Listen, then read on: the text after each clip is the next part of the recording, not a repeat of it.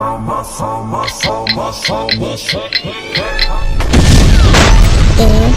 Cartoon YouTube channel. सासू माँ बदल गई। कहानी उस घर की है जहाँ बहू और बेटी को एक माना जाता था, लेकिन फिर अरे शिखा बेटा, तू रसोई में क्यों घुसी रहती है? जा, रोटी मैं बना लूंगी। नहीं नहीं माँ जी, आप बैठिए, बस सारा खाना बन ही गया है। श्वेता को बोल देती हूँ, वो खाना लगा देगी सबका। सॉरी भाभी, मेरे पास वक्त नहीं है। माँ, मुझे पैसे देना, पार्लर जाना है। हाँ हाँ चली जाना, भाभी को भी ले जाना। वो भी जाने को बोल रही थी पार्लर, पर पहले ना मदद कर दे उसके खाना लगाने में। देख माँ, वो बहू है, उसे बहू रहने देना।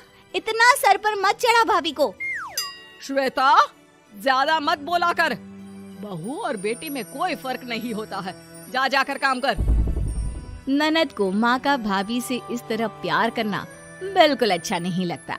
वो बार बार किसी न किसी तरह माँ को भाभी के खिलाफ भड़काती रहती, लेकिन कोई फायदा ना होता। एक रोज, अरे बेटे किशन, जा बहू को कहीं घुमा कर ला। सारा दिन घर में काम करती रहती है। हाँ हाँ माँ, हम लोग जा रहे हैं ना गोवा। अच्छा जी, भाभी ने तो हमें बताया भी नहीं। वैसे तो सारी पंचायत करती है, ये गोवा वाली बात क्यों छुपा गई हमसे? अरे क्योंकि उसे खुद नहीं पता था बहन। मुझे टिकट सस्ती मिल रही थी तो मैंने बुक कर दिया। हाँ शिखा, पैकिंग कर ले, संडे हम जा रहे हैं गोवा। दोपहर में शिखा पैकिंग कर रही थी कि सास आ जाती है। ये क्या बहू, साड़ियाँ? अरे गोवा जा रही है घूमने या फिर शादी में मायके हैं? माँ जी, ऐसा कुछ है ही नहीं, समझ में नहीं आ रहा क्या रखूं कपड़े में। अरे तेरी और श्वेता की साइज तो एक ही है। उसके कुछ मॉडर्न कपड़े ले ले, आकर लौटा देना। हाँ माँ जी, ये ठीक रहेगा। शिखा श्वेता के पास जाती है और उससे कपड़े मांगती है। ना जी ना, मैं अपने कपड़े ना दूं। वैसे भी फैल जाएंगे मेरे कपड़े, बहुत महंगे वाले हैं। शिखा मुंह लटकाकर कमरे में आ जाती है तो सास कहती है, चल तैयार हो जा, तुझे मैं शॉपिंग करा कर लाती हूँ गोवा की। बस फिर क्या था, सास बहू निकल जाते हैं मार्केट और एक से बढ़कर एक ड्रेस खरीद कर घर आते हैं। पहले बता देती कि नए कपड़े दिलाने वाली है भाभी को, तो मैं अपने ही दे देती ना भाभी को, मुझे दिला देती नए कपड़े। देख श्वेता, परिवार का मतलब सबके साथ रहना होता है, ना कि सिर्फ अपना सोचना।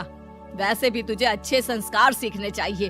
और रही बात कपड़ों की, तो शिखा, आज से घर पर भी तू मॉडर्न कपड़े ही पहनेगी। कोई जरूरत नहीं है ये साड़ी वाड़ी लपेटने की। अब क्या था, घर पर श्वेता और शिखा एक जैसे रहते। एक बार पड़ोसन आती है। अरे बेटा, अपनी माँ को तो बुलाना, जरा बात करनी है। शिखा सास को बताती है और रसोई में चली जाती है। ये आपकी बेटी बहुत बड़ी हो गई है, इसके लिए एक रिश्ता है, कहो तो बता दूं। ये बेटी नहीं बहू है, घर में सब एक जैसा ही रहता है। वैसे मेरी बेटी भी बड़ी हो गई है, कोई रिश्ता हो तो जरूर बताना। पड़ोसन रिश्ता लेकर उन लोगों के घर आती है। तब श्वेता की होने वाली सास कहती है, तो ये घर है, कितने मंजिल का है? और ये बहू ने आपकी क्या पहन रखा है, जीन्स टॉप? अरे भाई, साड़ी वाड़ी नहीं है क्या इसके पास? देखिए, सर्दी है तो साड़ी में बहू कैसे मैनेज करती, वैसे पहनती है साड़ी भी। देखिए, हम लोग ठहरे पैसे वाले लोग, कोई कमी नहीं है हम लोगों के पास पैसों की, बहुत पैसे हैं, जमीन, नौकर चाकर, कार, सब कुछ है, लेकिन घर में संस्कारी बहू चाहिए। समझ रही है ना आप? सास कुछ कहती कि श्वेता बोल पड़ती है, हाय रे, नौकर चाकर से लेकर जमीन, कार, पैसा, हाँ हाँ, मुझे रिश्ता मंजूर है मुझे। अरे रुक जा श्वेता, मैं बात कर रही हूँ ना। देखिए, हम लोगों के घर इतनी आजादी नहीं मिलेगी। अरे हाँ कर देना माँ, हाँ कर दे जल्दी से। सास क्या करती, बेटी की शादी ऐसे घर में कर देती है जहाँ ना उनके विचार मिलते हैं और ना ही आचार। शादी के बाद एक रोज फोन पर, श्वेता बेटा, एक बार घर आ जा, बहुत दिल करता है तुझे देखने का। माँ वो घर पर बहुत काम होता है, कैसे आऊँ? बड़ा घर है लेकिन आने जाने वालों की लाइन ही लगी रहती है। बेटा मैं तो जानती थी उस घर का हाल, लेकिन तू ही नहीं मान रही थी। माँ देख, हर घर का यही हाल है। तेरी बेटी को यहाँ घूंघट हटाने की परमिशन नहीं है और एक तरफ भाभी स्कर्ट पहनकर घूम रही है। बेटा मुझे क्या पता था कि मेरी बेटी को ससुराल के नाम पर पिंजरा मिल जाएगा। अच्छा माँ, फोन रखती हूँ, सास को गर्मा गर्म रोटी खिलानी है। तुम लोगों की तरह नहीं कि एक रोटी बनाओ, एक सब्जी बनाओ, फिर सारा दिन फ्री होकर घूमो। सास फोन तो रख देती है, लेकिन सोच में पड़ जाती है कि एक तरफ बेटी जिसे कोई आजादी नहीं, वहीं दूसरी तरफ बहू जिसे देखकर लगता ही नहीं कि उसकी शादी भी हुई है। अगले रोज। शिखा, अरे ओ शिखा। हाँ माँ, क्या हुआ? कुछ चाहिए आपको? मैं जिम जा रही थी। जिम के कपड़ों में बहू को देखकर सास को घूंघट में अपनी बेटी का ख्याल आता है। देख बहू, घर में बहू की तरह रहा कर। इतने टाइट कपड़े पहनकर जिम जाना पसंद नहीं मुझे। जा जाकर रोटी बना। रोटी? माँ अभी तो शाम के 6 बजे हैं, इस वक्त रोटी? अब क्या मेरे खाने पीने पर भी पहरा है? अरे जब मर्जी तब मैं अपने घर में खा भी नहीं सकती क्या? बहू को अजीब लगता है। वो समझ नहीं पाती कि जो सास कल तक इतनी सपोर्टिव थी, उन्हें अचानक से क्या हो गया। वो किचन में जाती है, गरम रोटी के साथ 2 तरह की सब्जी, रायता, सलाद सब लेकर सास के पास आती है। माँ जी, खाना। इतना सारा खाना? राक्षस समझा है क्या मुझे? रोटी मांगी थी मैंने गर्मा गर्म बस। पर माँ जी, रोटी खाती किससे आप? सब्जी तो बनानी थी ना। अरे भूख मर गई मेरी तेरी बहस से। जा जाकर काम कर, अंदर पूरी रसोई साफ कर। बहू अंदर चली जाती है। थोड़ी देर में श्वेता घर आती है। अरे शिखा जल्दी से चाय ला, पकवान बना, मेरी बेटी आई है। अरे नहीं नहीं माँ, ड्राइवर बाहर खड़ा है। मैं तो घर का कोई सामान खरीदने के बहाने यहाँ आ गई हूँ, मुझे जाना होगा। अरे बेटा, पर कितने दिनों बाद देख रही हूँ तुझे, रहने आ जाना 2-4 दिन के लिए। आ जाऊंगी माँ, जब मेरी सास मरेगी तब। मैं तो रोज मन्नत मानती हूँ कि मेरी सास मर जाए तो अच्छा है। अच्छा चल, जा रही हूँ माँ। हे भगवान, कैसे कैसे दिन देखने पड़ रहे हैं मेरी बेटी को। सास अंदर जाती है, जहाँ श्वेता की जिम वाली सहेली का फोन आया होता है। क्या बात है, आज जिम नहीं आई? अरे पता नहीं यार, आज माँ को क्या हो गया अचानक। पर खैर कोई नहीं, लगता नहीं कि मैं अब जिम आ पाऊंगी। शिखा स्पीकर पर बात कर रही थी, जिसे सास सुन रही थी। यार ये सास ना होती ही ऐसी है। मैं तो कहती हूँ बुढ़िया जल्दी मरे और तू आराम से जिए। शिखा को सहेली की बात पर गुस्सा आ जाता है। माँ के मरने की कौन सा बच्चा दुआ मांगता है मोहिनी? आगे से ऐसी बात मेरे सामने मत करना। हमारे घर की शोभा ही माँ है। क्या हुआ जो थोड़ी शक्ति दिखा रही है?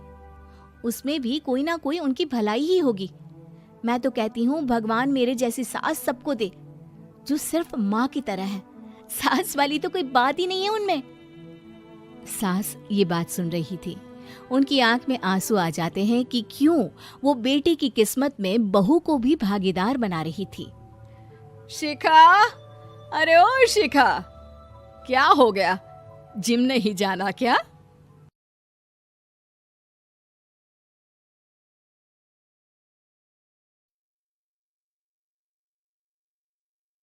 कपड़े धोने वाली बहू। शादी के पहले से ही विभा को कपड़े धोने का बड़ा शौक था। कभी नल के नीचे तो कभी तालाब के पास। अरे मेरी नीली वाली लुंगी नहीं दिख रही है। विभा की अम्मा, कहाँ रखी है लुंगी? अरे वो तो विभा ने परसों ही धोकर रखी थी आपकी अलमारी में, देखो वहीं होगी। वो ना मैंने आज धो दी, मुझे लगा कि गंदी हो गई होगी। अरे कैसे गंदी हो गई थी? उसे तो मैंने पहना भी नहीं। हे भगवान, इस लड़की के कपड़े धोने की आदत से परेशान हो गया हूँ मैं। जितना तो घर में राशन नहीं आता, उससे कहीं ज्यादा डिटर्जेंट पाउडर का खर्चा है। इसकी शादी करवा दो, शादी। जाए अपने घर में ही करे काम, फिर चाहे घर के कपड़े धोने हो या पूरे गांव के। हाँ ठीक बोल रही हो, देखता हूँ मैं कोई लड़का। वो दिन भी आ जाता है जब विभा को देखने लड़के वाले आ जाते हैं। लड़की मुझे अच्छी लगी। होने वाली सास कहती है, बेटी अगर कुछ पूछना है तो पूछ लो। वैसे तो हमारी लड़की बहुत ही शर्मीली है, जो बोल दो वो मान लेती है, इसे क्या पूछना होगा। अरे कैसी बात कर रही हो माँ? मुझे इन लोगों के घर रहना है। सवाल तो कई है। हाँ हाँ बेटा, पूछ लो ना, क्या पूछना है। आप लोगों के घर कपड़े कौन धोता है? सास का मुंह बन जाता है।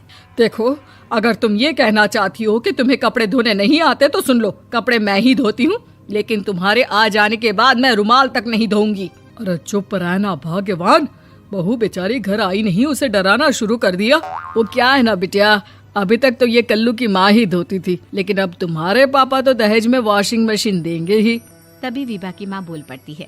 सवाल भी पूछा तो क्या। वैसे भाई साहब, मशीन की तो फिर भी कपड़े धोने की कैपेसिटी होती है। मतलब जो बिटिया दे रहे हैं ना विभा, इसे कपड़े धोने का बहुत शौक है। ये आप लोगों के क्या, आस पड़ोस गांव मोहल्ले सबके कपड़े धो दे और उफ तक ना करे। बाहर देखा नहीं आपने कितने कपड़े सूख रहे हैं? सब हमारी बिटिया ने ही तो धोए हैं। बस भी करो ना माँ, शर्म आ रही इतनी तारीफ सुनकर। और तो और एक दाग निकाल कर दिखाओ तो मान जाऊं। हाँ। अच्छा, माफ करना बेटा, मैंने गलत समझा। हमें तो रिश्ता बहुत पसंद है। और ऐसे जुड़ जाता है रिश्ता कपड़े धोने का शौक रखने वाली विभा का। उसकी शादी हो जाती है कोयला फैक्ट्री में काम करने वाले कल्लू के साथ। शादी के बाद अचानक विभा चिल्लाती हुई सास के पास आती है। सासू माँ, अरे सासू माँ कहाँ है आप? ये तो धोखा है, धोखा दिया आप लोगों ने मुझे। इसे ससुर के चक्कर के बारे में पता चल गया। अरे तो उसमें तुझे क्यों धोखा मिला है? अरे नल में पानी नहीं आता, कपड़े कैसे कब धुलेंगे?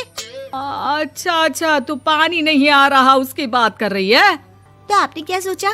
कुछ नहीं। अच्छा, तेरी माँ ने कहा था कि कपड़े धोने का शौक है तुझे, याद आया मुझे। शौक बोलकर कपड़े धोने वाले मेरे जुनून को कम ना आके सासू माँ, कपड़ा धोना मेरा गुरूर है। तभी पति भी वहाँ आ जाता है। अभी मैंने इसे सनी देओल की फिल्म दिखाई है, उसी के डायलॉग मार रही है माँ। अच्छा सुन, साफ बता रही हूँ, पानी सुबह 4 से 6 और शाम को 10 से 12 आता है, समझी? विभा टाइमिंग सुनकर हैरान हो जाती है। ये क्या भूतों का मोहल्ला है? सुबह 4 बजे उठकर कौन कपड़े धोता है? 4 बजे टंकी में पानी जाता है, फिर सारा दिन धोना ना, किसने मना किया? अरे कैसी बात कर रही हैं? 200 लीटर की टंकी में कितने कपड़े धो लूंगी मैं? सुबह ही उठ जाऊंगी मैं। अब क्या था, विभा सुबह 4 से लेकर रात के 12 बजे तक कपड़े ही धोती रहती। एक रोज सास पड़ोस से निकलकर कहीं जा रही होती है कि साथ वाली कहती है, हाँ कल्लू की माँ, जरा ये बताओ कि 2 साड़ी है, 2 ब्लाउज और एक पेटीकोट और एक नाड़े वाला लंबा कच्छा। हाँ तो? अरे तो क्या, कितना लोगी धुलाई ये बताओ। धोबन दिख रहे हैं हम क्या? हमारे पति सरकारी नौकरी से अभी रिटायर हुए हैं और बेटा सुपरवाइजर है कोयला फैक्ट्री में। धोबन समझ रखा है हमें। हाय रे कल्लू की अम्मा, माफ कर दो, वो तो मोहल्ले में यही सब बता रहे थे कि तुमने बहू को कपड़ा धुलवाने के काम में लगा दिया है। सास को पड़ोसन की बात सुनकर गुस्सा आ जाता है। वो घर पहुंचती है जहां घर के बाहर ही इतने सारे कपड़े सूख रहे होते हैं जितने कि किसी धोबन के घर पर। अरे ओ कल्लू की दुल्हन, बाहर निकल।